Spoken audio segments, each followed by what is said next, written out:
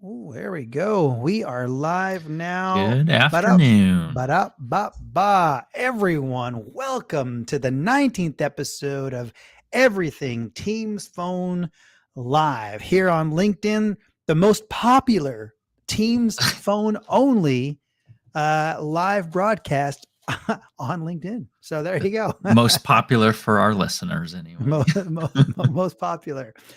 Everyone, welcome to today's show. We're pretty excited to share with you. We're going to call this one. We'll dub this the show and tell episode. I'm gonna highlight who's coming on the show the rest of the month, so that you are all aware, listeners are all aware of who's coming on and who you'd like to see us chat with. So, if you have some recommendations for people that would love to join the show and talk about Microsoft Teams Phone, then shoot us a note. But in the meantime, I am going to share who is coming to the show for the rest of the month. Brandon, this is a surprise for even you, I think, isn't it? I mean, I've heard some name dropping, but I have not actually seen the lineup that we've Well, scheduled. let's show the lineup. Let's show the lineup. As always, I just show it in my regular mode here. There you go, folks. That's who's joining us on the call. So if you're thinking about joining, what Friday works for you? Take a look at the lineup. We've got Doug Klein from Microsoft. Doug, where are you? There you are. Doug, welcome to the show on June 9th. You've got Randy Chapman from UC Status. Randy's probably sleeping right now because he's out in the UK. June 16th, he is joining us. And then we've got from Houston, Texas, Unified Communications. Unified Communications' very own Ryan Herbst's going to join us. And we're going to talk all sorts of equipment. If you've ever been to the Microsoft website that has devices on there, whether it's speaker phones, video bars, headsets, whatever it's the Microsoft Teams device store. If you've been to the Teams device store and you've clicked on let's buy a device, at the very top it says provided by or powered by unifiedcommunications.com, a Microsoft Gold partner. That's who that is. And those guys know their stuff. and I assume I'm gonna throw a little Easter egg out there. I assume we're gonna have a fun little announcement by that June 30th date. I imagine. Oh, we will.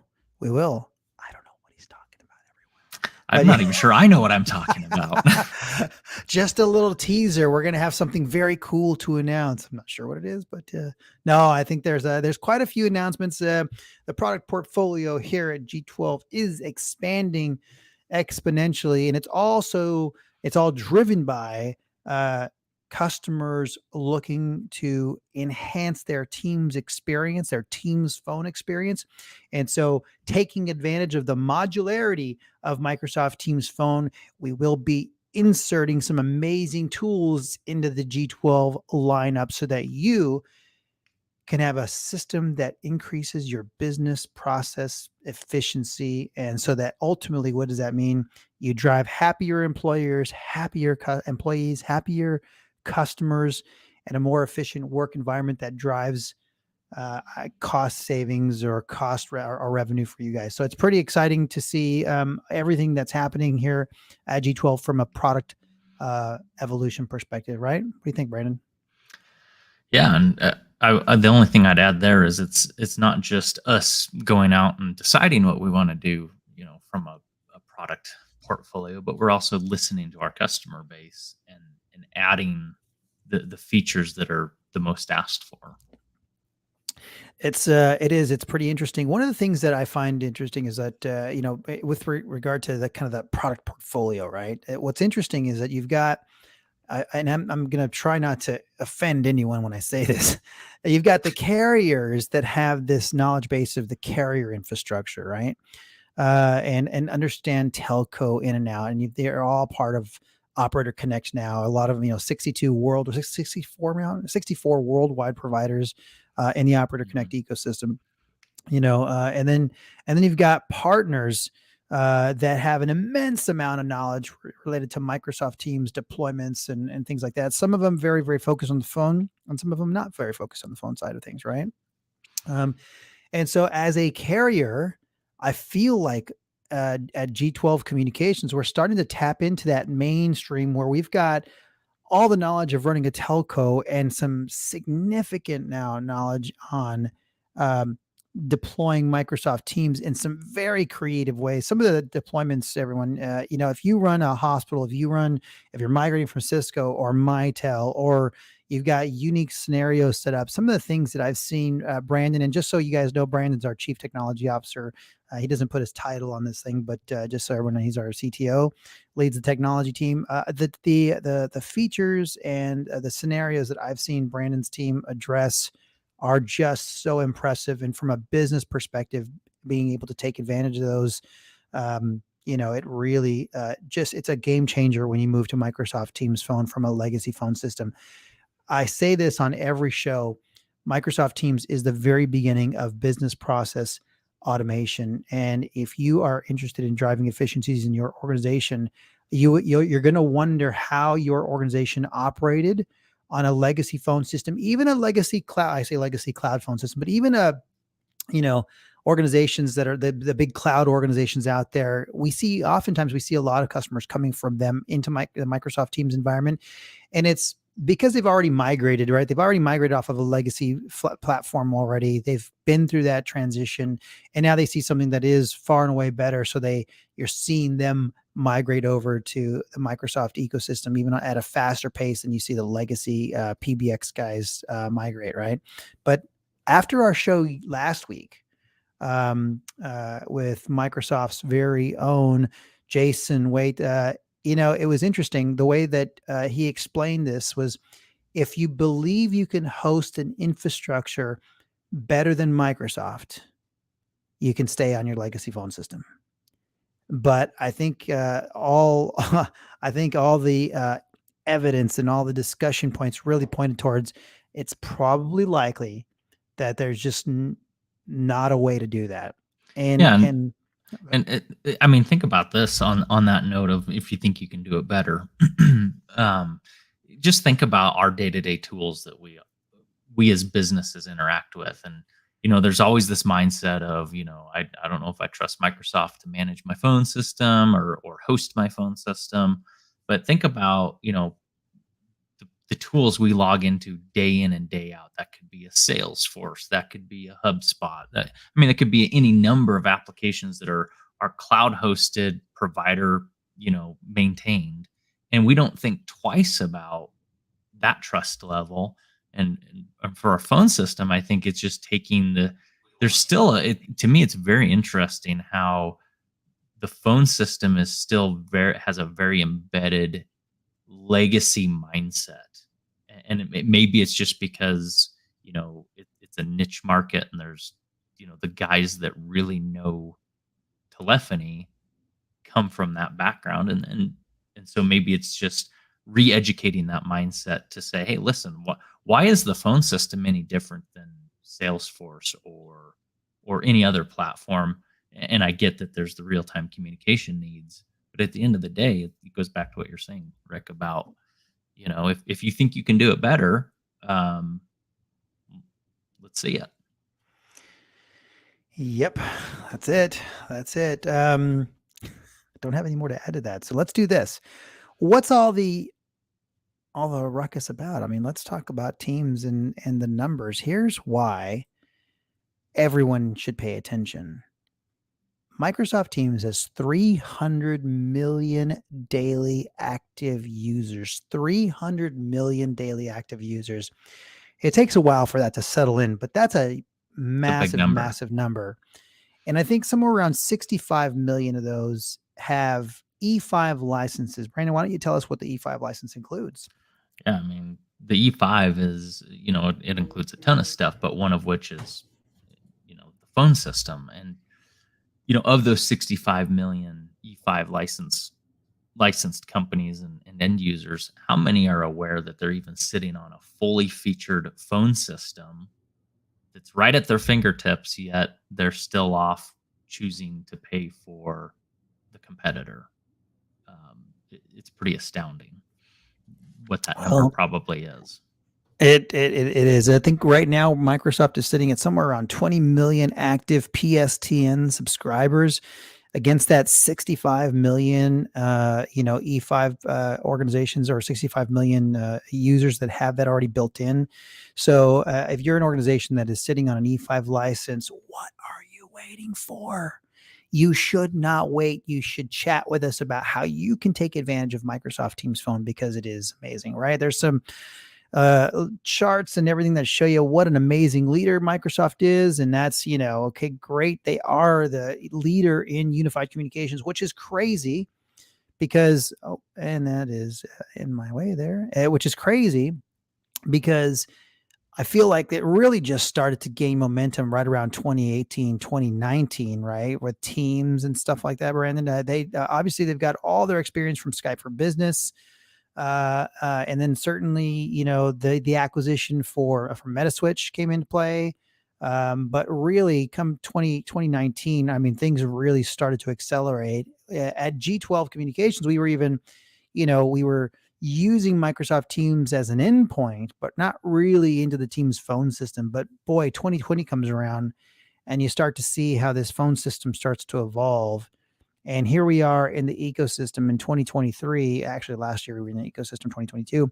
But now you just look at the velocity of changes and updates and feature functionality that the Teams phone system has. And I think Jason from last week, who's the Microsoft person that spent 15 years managing Cisco, put it best when we asked him a question, Brandon, if you remember this or not.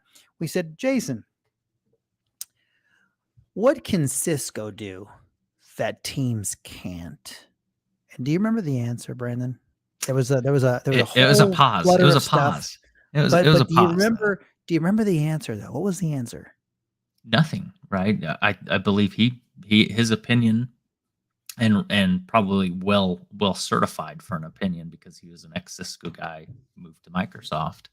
That he hasn't come across anything that maybe someone in the Cisco world would say, well, I need Microsoft to do this. His opinion is there's nothing, and I think then you followed up and said that's my new tagline for Microsoft. That's right. That and the calls must flow, right? Which is the new Yep. T-shirt being printed. Calls must flow. Teams G12. Yeah, and obviously, this quadrant that we're looking at, you can take it with a grain of salt, but it is pretty intriguing to me that Microsoft has gone from they've been in the voice space for quite some time through the history of their different products, but how just in the last couple of years they can go from people maybe know who they are from a voice perspective to you look at them from their ability to execute and their ability to innovate, and they're right there in the top. Yeah. The amount of investment that they've put into Microsoft Teams Phone is astonishing, right? I mean, the investment is that there's probably no one on earth, right, putting as much development, the development cycles it takes to deliver what they're delivering. And it just shows that the plan here is to really own that space from a platform perspective, right? And they allow any user at any level from a business perspective to take advantage of all the features, right? It's crazy. I mean, this is once reserved for a, Fortune 1000 organization. You couldn't get into a massive Avaya, a massive Cisco with all the bells and whistles. Well, if you're a 5-person office, you can take full advantage of a lot of the Microsoft Teams Phone applications and services and features. And the same organization that's the oil company down the road, or the technology company down the road, that's a Fortune 100 organization, is using the same thing you are. Mm-hmm. How amazing is that? Yeah, and I think the other really neat thing that Microsoft's doing is they're disrupting the space when it comes to this mindset of contract lock, where I can buy, maybe I need 100 licenses today, and then some event happens and I need to quickly scale to 200 licenses, and then very rapidly back down to 100. I'm not getting looped into a 6-year contract or multi-year contract on minimum commits. It is a true pay to play, if you will, meaning scale when you want, how you want, and Microsoft's not going to hold you to, you better sign this contract. Yeah. Well, that's true. We've got this next slide here that talks about some of the things that Microsoft does really well. I want to let's do this, Brandon. I'm going to break the mold here.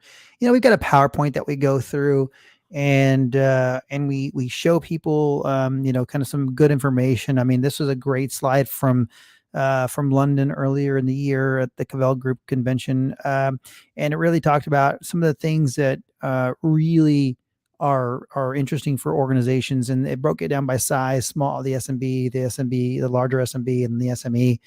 It talked about all these things, and what I think is interesting is the model that we have here at G12, and the product portfolio that we have really addresses a lot of this stuff. And ultimately, this is where we talked about earlier: carrier knowledge versus partner knowledge, and then that space in the middle.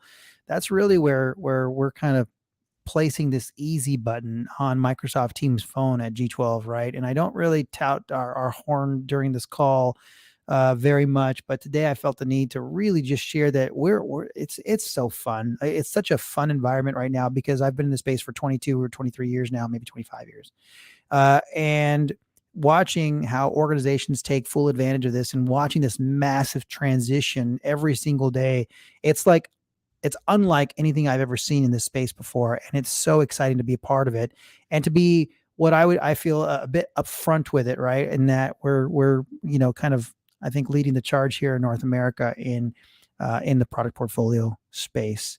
So, without further ado, Brandon, what I'd like to do is put you on the spot and let's show our listeners what we have in terms of a platform that helps them onboard services into their Microsoft Teams ecosystem, and a Teams Phone ecosystem, and then even highlight some Teams Phone features. Let's do some show and tell today.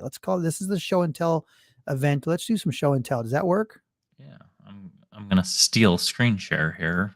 I'm gonna stop. Yeah, and Stop share.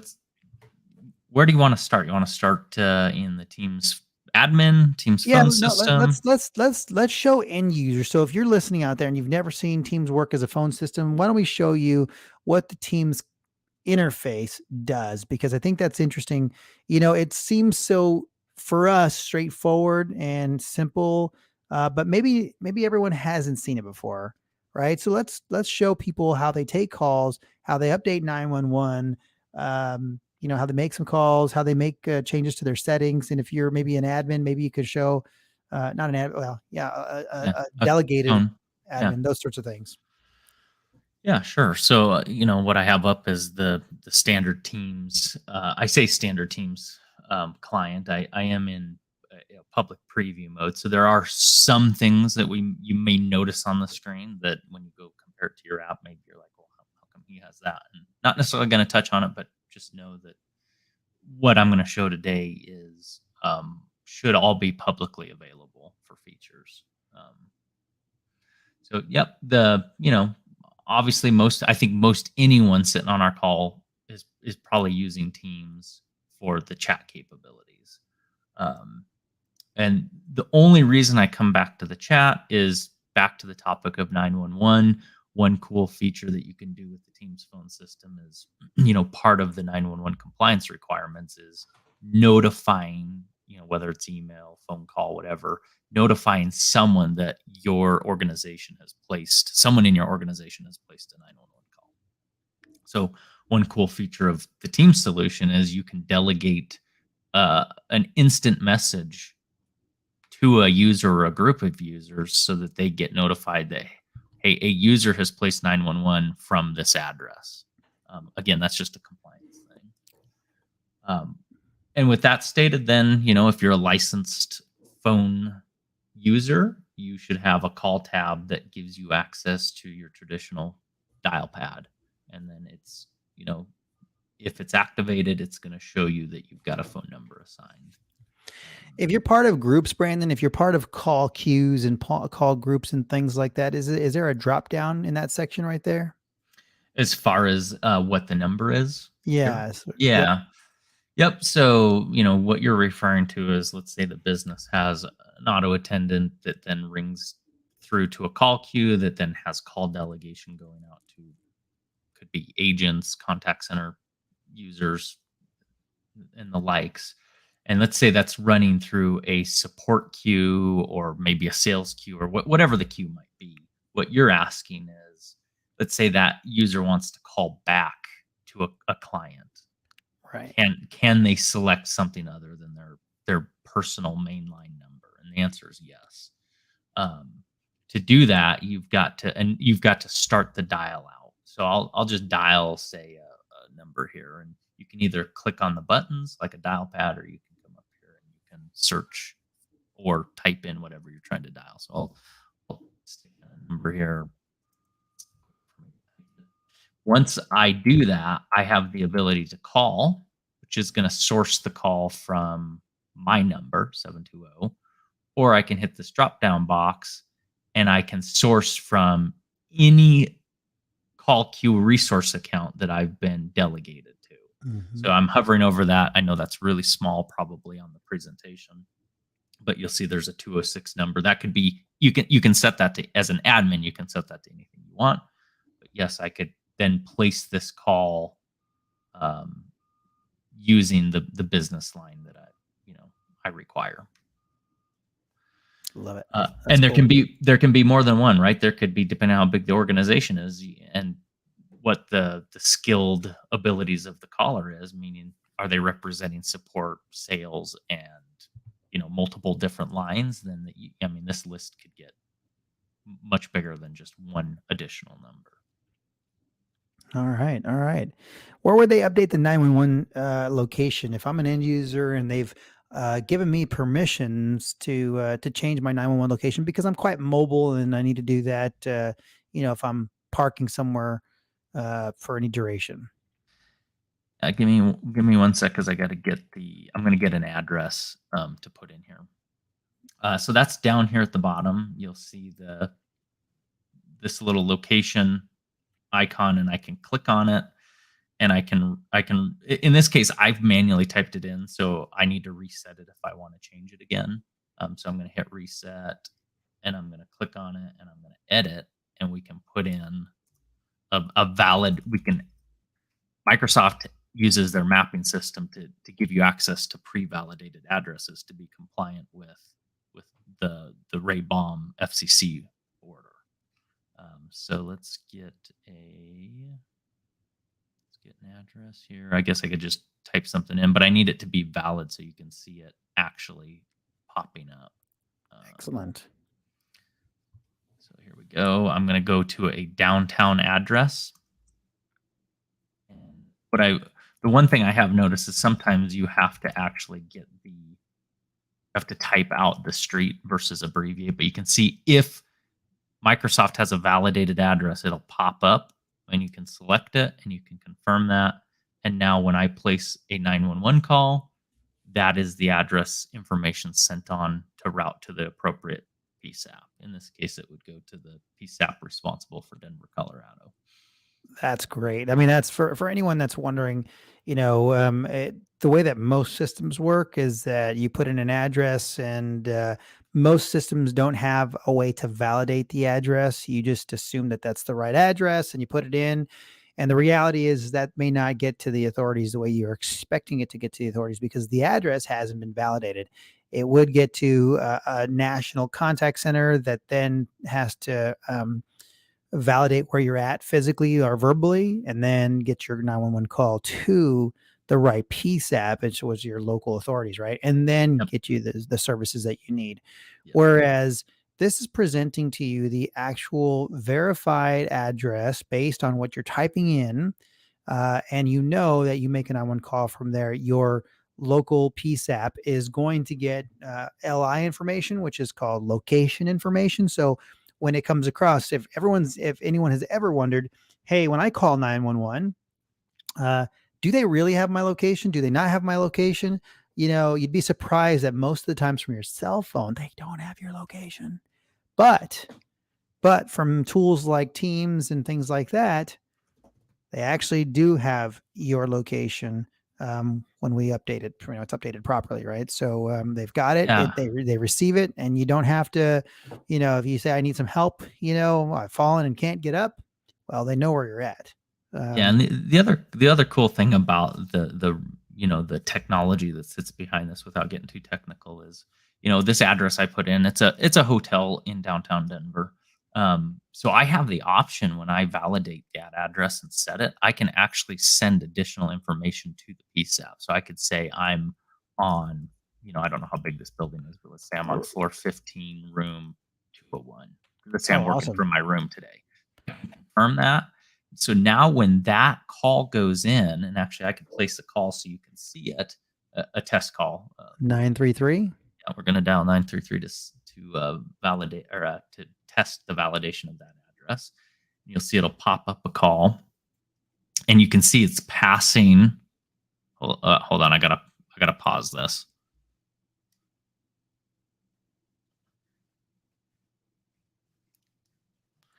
At any rate, you could see that it passed in and it read back floor 15, room 201, and then the address. And the other thing that it sends is, because it's based on a mapping system, a GIS system for that validated address. The other thing it's passing is the actual coordinates, the latitude and longitude.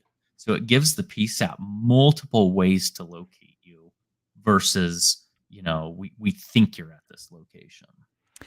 Like, I mean, that's just, I mean, for that fact alone, right? Quality 911 options coming out of Microsoft Teams so that you can validate where someone is at. Talk about safety requirements and safety compliance, those sorts of requirements. Organizations looking to keep their employees and constituents, safe and get them the services they need. That's fantastic to see. The granularity that Teams is allowing you to embed right into the end user experience, and then transfer that information. As basic as that seems, folks, that's not how it works today. It's just not. So ultimately, your organization team members are safer when they're using Microsoft Teams phone and having full control over the exact location that they're at, should they feel the need to update their location. So very cool. And then, since we're down in this little corner that's microscopic, probably to our viewers, we'll just kind of touch on these for a moment. There's an ability to do call groups where you can allocate calls to groups of people. So in this case, I'm in a call group with one other person. That group obviously could be more than one. I can turn off call notification if for some reason I'm part of that call group and I just don't want to be bothered by those calls. Again, that's going to be a business strategy. It's just a feature that's available that, I think the bigger an organization gets, or based on the business requirements, that's a really handy feature. The other one is forwarding calls to delegates. So what this gives me the ability to do is, if I don't answer a call, you can see up here that I'm sharing my line with someone else. And so this user is who I'm delegating my phone call to. So let's say, Rick, you call me at this 720 number and I don't answer. Instead of you going to voicemail, that call is going to move on to this user, and what that user is going to see if they receive a call. So if we want to call it, I can demonstrate, because I'm actually logged in as OC user 2 over here. Oh, that's cool. Yeah, you should do that real quick. I'm going to talk to something. I see this all the time in large and small law firms. Okay. So it's one of those things where you call your lawyer, as an example.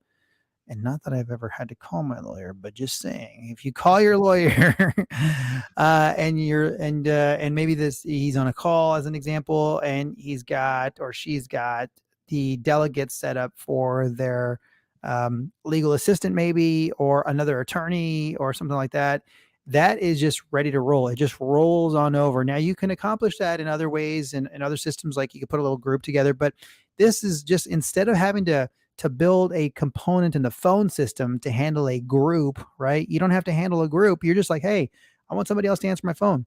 It's really straightforward. Wealth management and law firms of all sizes, It's something that I see quite a bit where someone else can take this call. If I've got a second chair, as an example, who's handling something really important for me, having that person be able to take the calls, after I say, or not after I say, but after I don't answer the call, that's a really important feature, and being able to delegate those calls. That's pretty Yeah. exciting. There's a ton of reasons to have it, but in those organizations specifically, you see it in nearly every single deployment.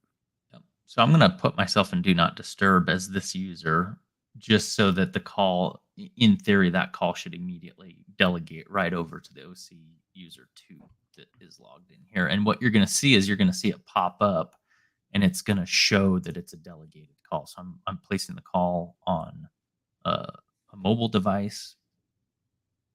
The call's coming in. Let's see where it hits to. I think I dialed the right number.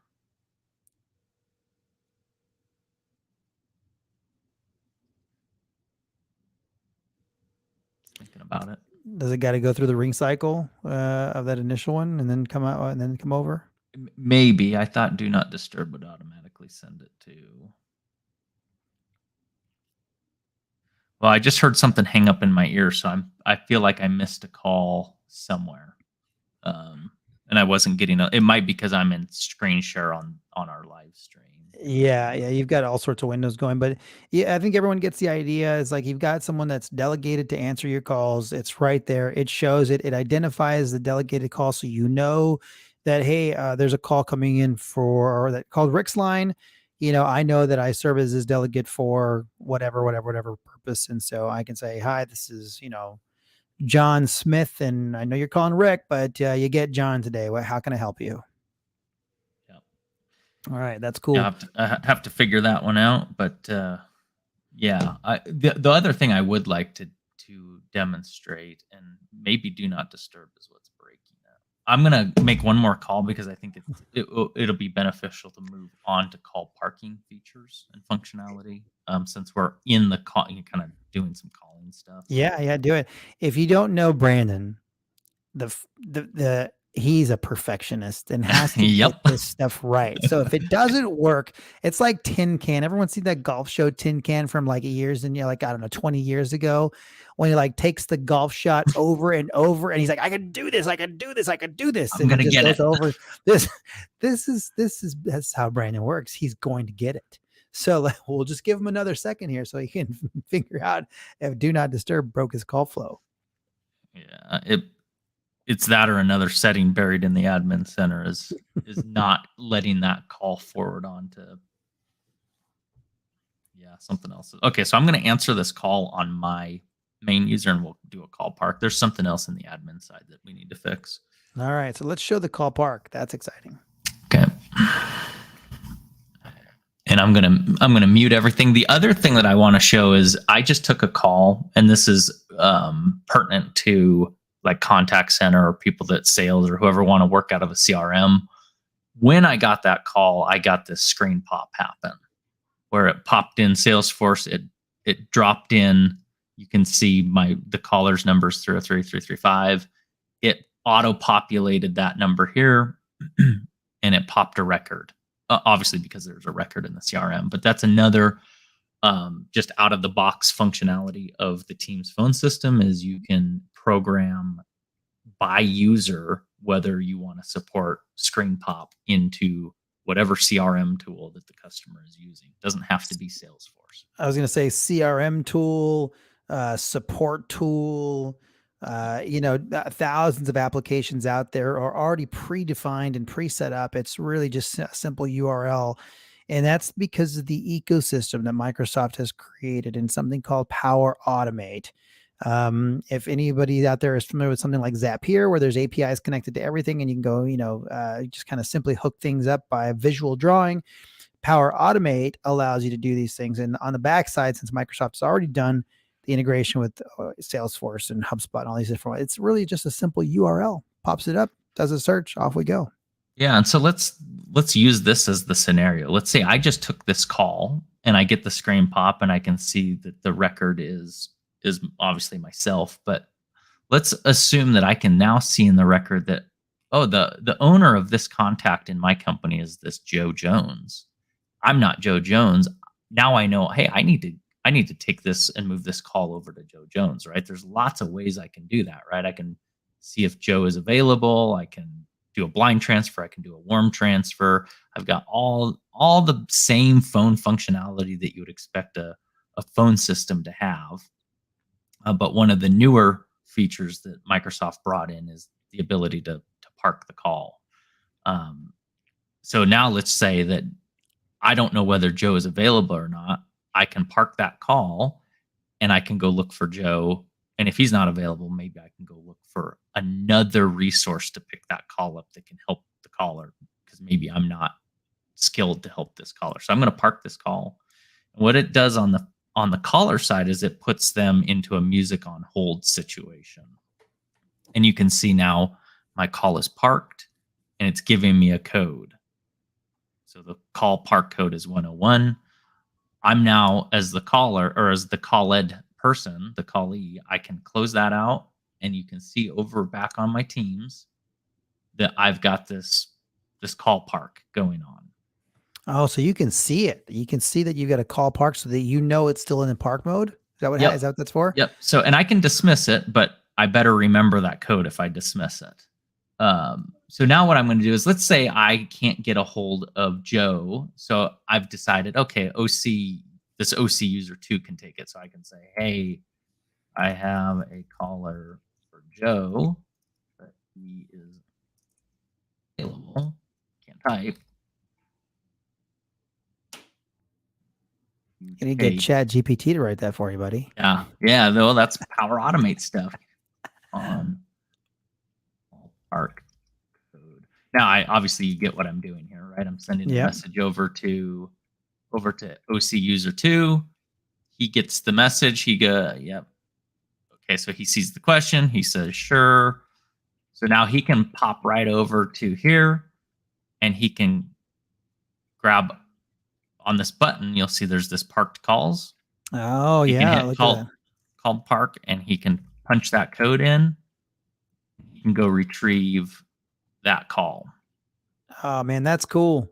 That's probably the most efficient park tool that I've seen. I mean, you've got your legacy phone systems, right? Where you hit park and you stick them on park, and then you go down the hall and you shout at someone, Bob, do you got it? Line 3, Bob, right? So you got this whole, that sort of environment, versus, clean communication, setting a call aside, notifying someone, and an easy way for them to grab calls parked. What's interesting, though, is that it gives you a code. Brandon, let me ask you this.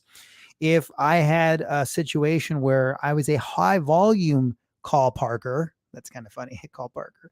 If I was a high volume call parker, would there be, a situation where I've got 10 calls on hold and I'm sending codes out to everybody? Does that seem like is that something that would handle? Yeah, I mean, it sounds like you're going to have to hire Peter Parker if you want a really lame joke. So that's a great question, and I'm going to segue here for just a moment to answer that question. This is the Teams admin center, right? So this is where you would manage and administrate your phone system for Teams, and under the voice section there is call park policies. I can. Sorry, I got to get out of call queues really quick. I was trying to set up for this demo. So let's click on call park policies. And you can create any number of policies depending on how you want users to manage the call parking. So as an example, I've got a supervisor call park. Let's say that's for supervisors to park calls to go have other supervisors retrieve versus maybe standard call center workers.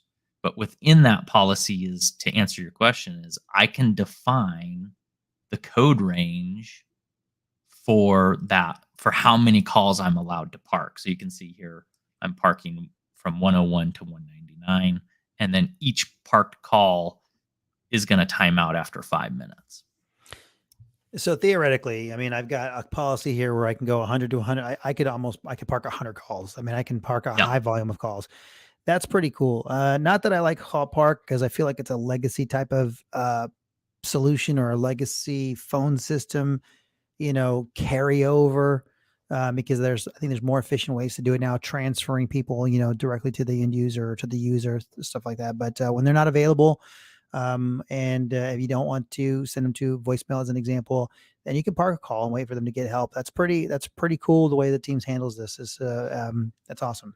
Yeah, and yeah, I mean the other thing about call park could be that maybe you just need to park that call because you're a receptionist and you're having a really busy moment, and you need to queue up some calls, uh, while you try to shift people around, right? So it may not be just that I'm trying to go find someone else. It might just be that I'm a little busy and I need, I can only take so many calls simultaneously. Yeah. Um, and then the last piece that I'll say, I think this is a good segue to say, I think in our coming shows, we're preparing for a why is my mind blanking, an attendant console that Yes. really begins to take this capability and expand it way out into really heavily integrated solutions for how you can take calls and move them around your organization. Do you use, not you, Brandon, but the audience, the question for you, do you currently use an attended console? If you have reception, do you guys use an attended console, a web-based attended console, or is reception still punching a phone at your organization? It'd be nice to know. The attended console that is coming, that we are embedding into our offering here at G12, is phenomenally functional and simple for reception, high volume users to use, to transfer to people, to chat transfer with people, essentially to drive into voicemail, to drive automatic emails or automatic chats to people with the information from the caller. There are some really cool tools embedded in this attended console that we are going to show you in the coming weeks. I think that was what Brandon was alluding to from an announcement perspective later on. But that attended console, Teams is going to. There's two components that we're adding here that is going to be that's just amazing from a functionality perspective. Who out there does any texting on their business phone, or do you do texting on your mobile device, your personal mobile device, and wish it were your mobile phone or your business phone? Well, guess what? The texting application that we are embedding into Microsoft Teams looks and feels and smells like Microsoft Teams. Scratching sniff. Smells like smells like Microsoft Teams. But it is an application that we are going to put in there that makes texting really simple for organizations. It gives you the power of the texting that you would expect in mobile applications or mobile devices, emojis and not BCC. What's it called? MMS for multiple people and things like that. There's big group texting as an example. That's part of it as well. The texting application that we are embedding in here is going to be amazing for organizations that need texting.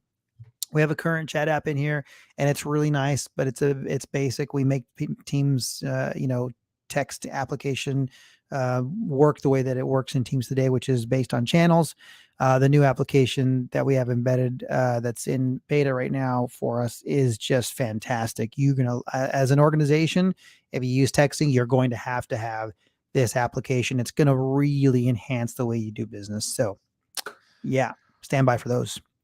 Yeah, and the last piece I'll add to the SMS piece is that it also, and I don't have it deployed yet, but it allows for I've started the deployment, but it's not fully deployed yet. But it allows for group SMS as well, in that like the business case may be, let's say you have a contact center full of agents, and there's one application that for some reason they require MFA, but it only supports SMS, and your whole team needs to be able to at any given time retrieve that code. We also then, with our SMS solution, we have the ability to embed that into Teams groups, so that now you just add your team members to the Teams group, and they have access to that SMS for what MFA or whatever the case may be.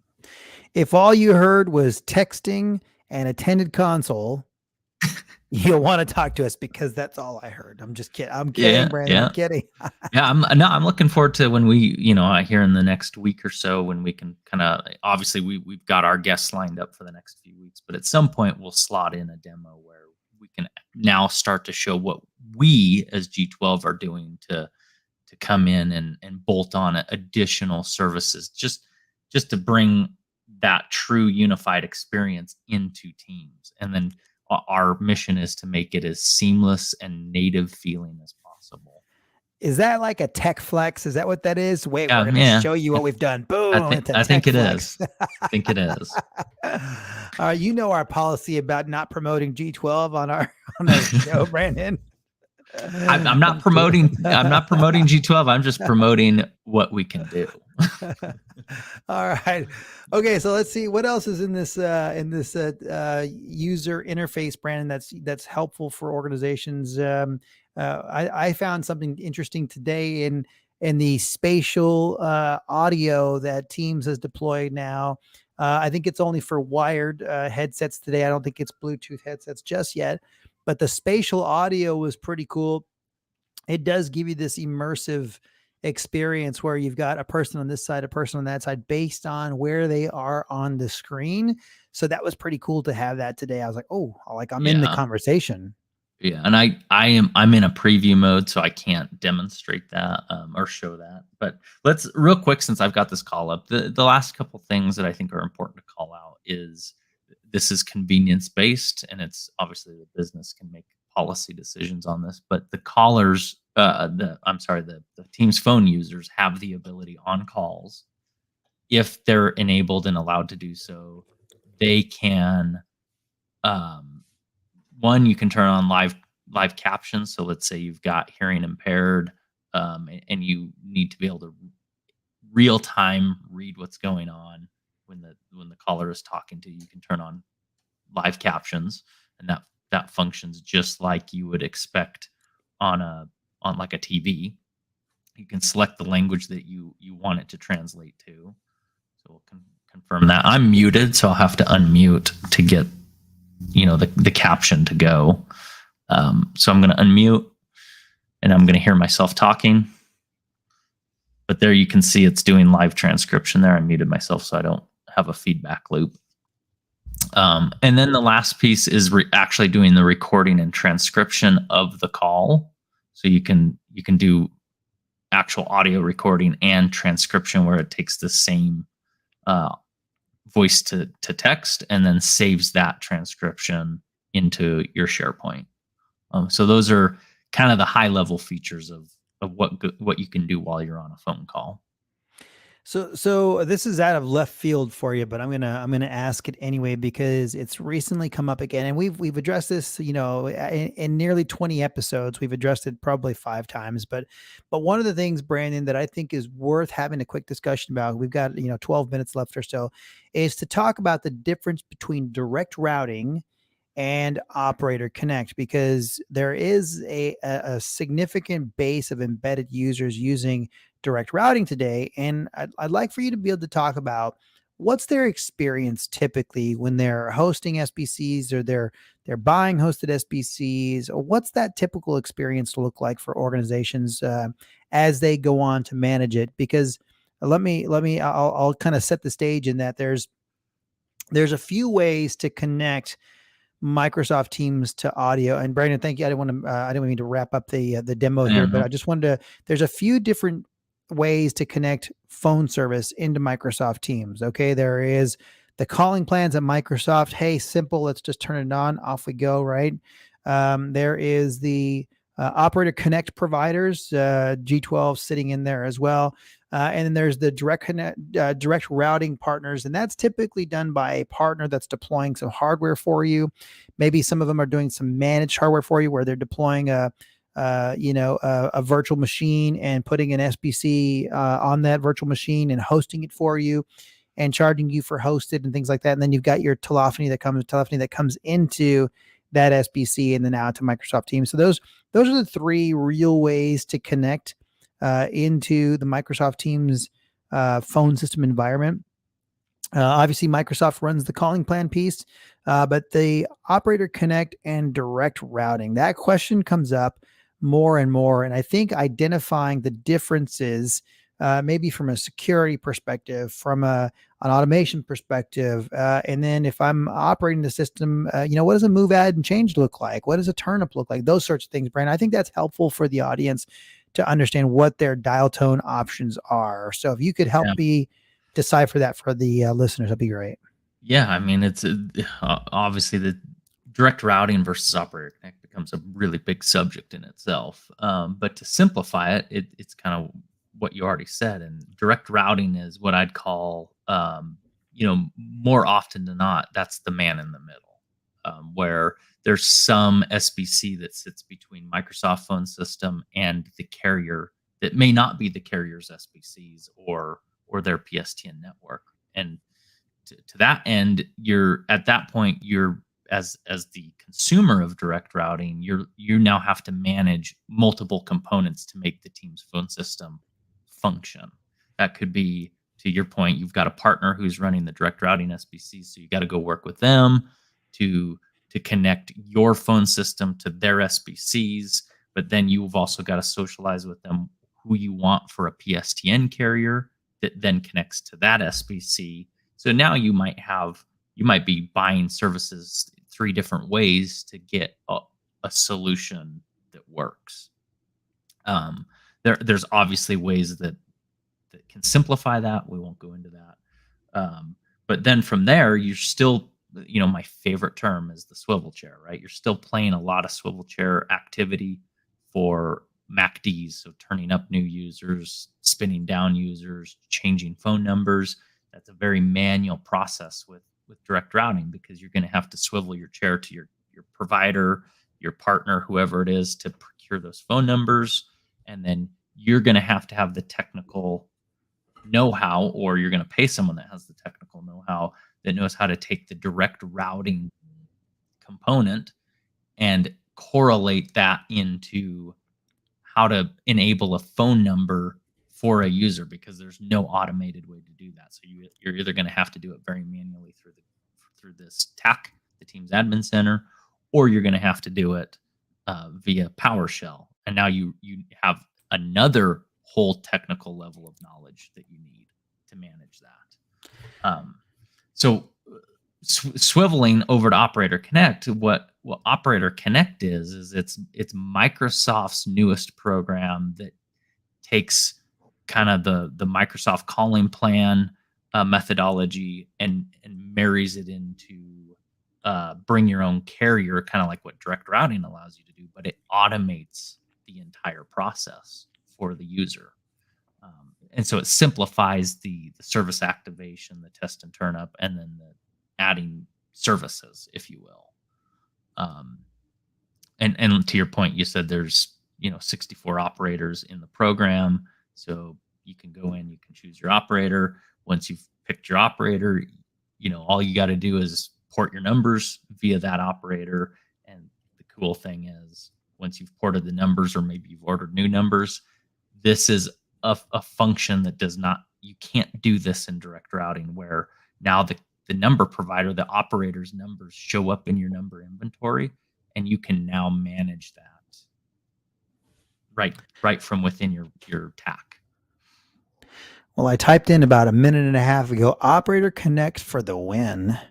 And I mean, I guess from an automation perspective, again, this comes down to how efficiently do you want to operate in your organization, right? It's if you've got the PowerShell knowledge, and obviously PowerShell is actually very important. There's a lot of things that we even do with PowerShell on a large scale, but day-to-day operations of your tenants shouldn't be that difficult. And so day-to-day management becomes quite simple when you have a set of APIs that Microsoft provides carriers to be able to influence what's happening in specifically the phone system, so that you can deliver TNs and updates and changes, and bring in new telco as an example with the click of a button. And it depends on how simple your carrier makes it to do that, right? So if you've got a carrier that's in the Operator Connect and they've got an automation platform, then it makes this whole process really, really easy.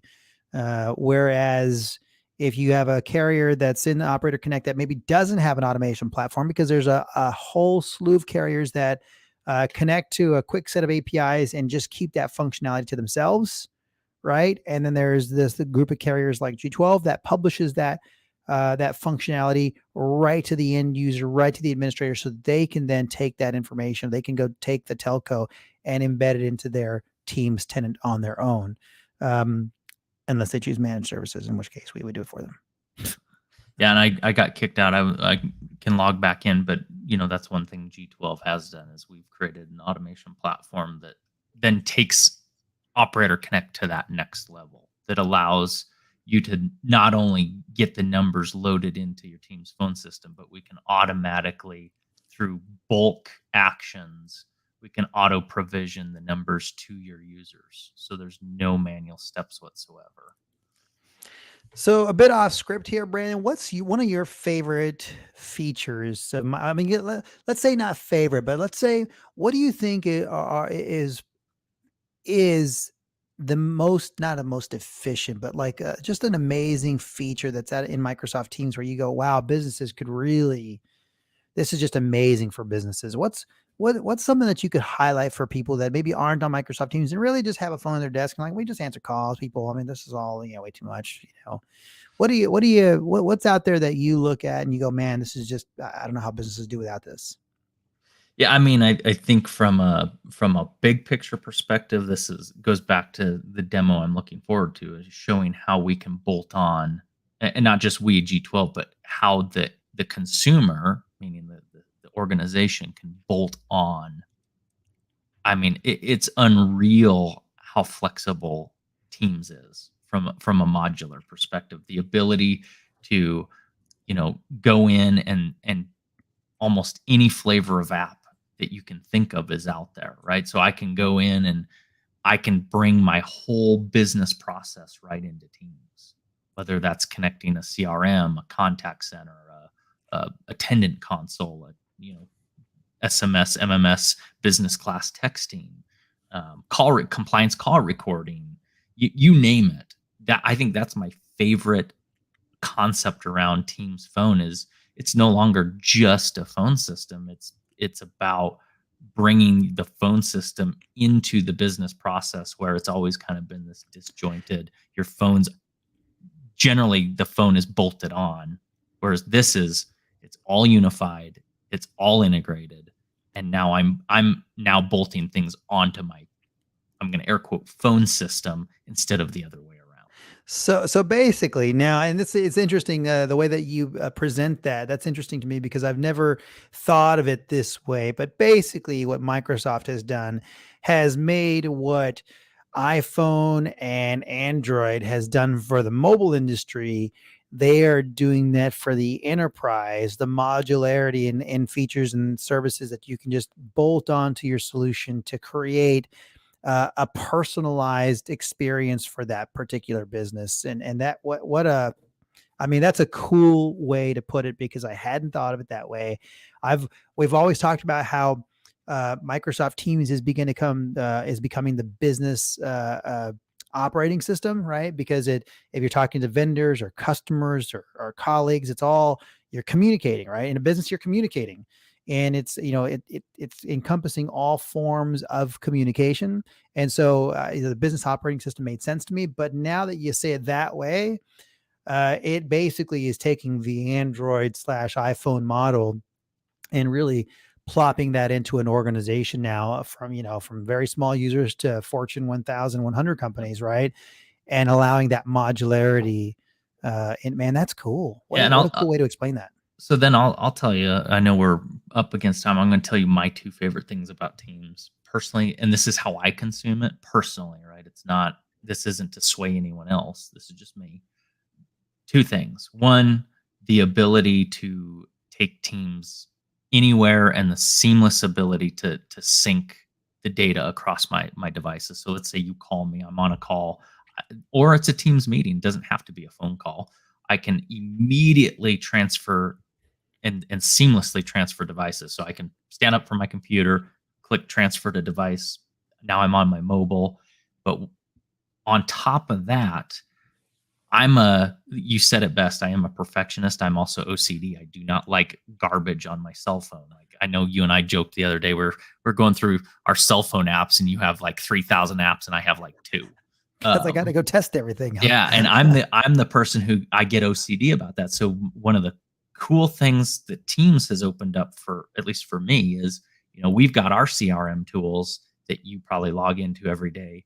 What I've done is I've connected our CRM tools to my team's instance. So now when you ask me a question or someone in my team asks me a question and I need to look at the CRM and I'm mobile, I don't have to have their mobile app. I don't have to log into another application. I literally just go on Teams and I click in and I've got the data at my fingertips. Hold on a second. So you've got you've got basically our CRM embedded into your Microsoft application so that you can just see everything you want to see right on your mobile device inside of Teams.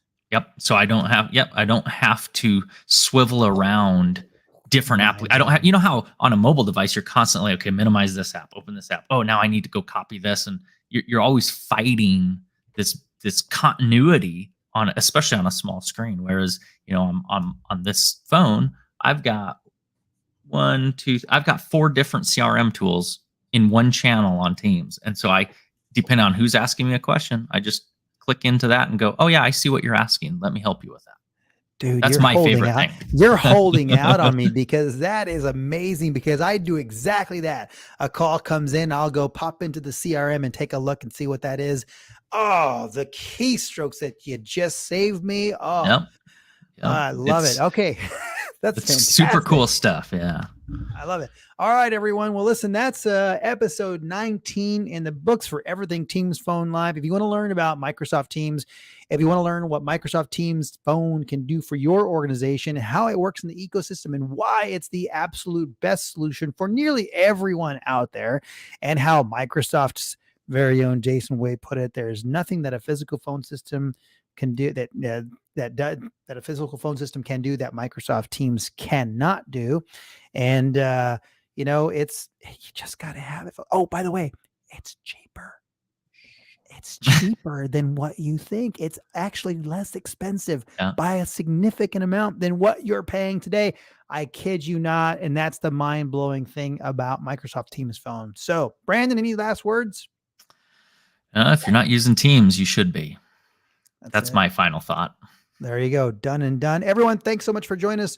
We'll catch you next time on episode 20, Everything Teams Phone Live, where we're going to have, Mr. Doug Klein from Microsoft. Mr. Doug Klein, welcome to the show, June 9th. Okay. See you, everyone. Take care. Awesome. Have a great weekend. See ya.